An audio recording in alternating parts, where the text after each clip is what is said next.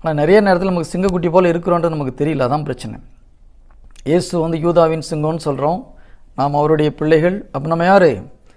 சிங்கக்குட்டிகள் தான். ஆனால் மனசில் அந்த மாதிரி எண்ணம் வரல, அங்கே தான் பிரச்சனையே. ஸோ நமது மனதை புதுப்பிக்க வேண்டும், இறை வார்த்தையை படித்து நம்முடைய மனதை புதுப்பிக்க வேண்டும். இன்றைக்கி ஒரு முக்கியமான ஒரு டாபிக் எடுக்கலான்னு இருக்கேன். அதுக்கு முன்னாடி ஒரு சின்ன கேள்வி.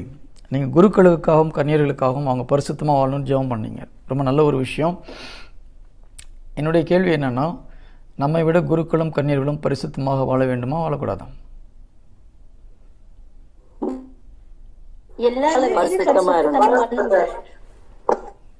ஒவ்வொருத்தர் ஒன்று சொல்கிறீங்க.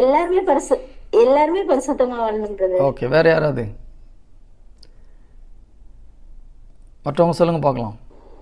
பரிசுத்தமா வாழணும். குருக்கள் கன்னியர்கள் நம்மை விட பரிசுத்தமா வாழணுமா? ஆல்ரெடி அவங்க பரிசுத்தமா தான் இருக்காங்க.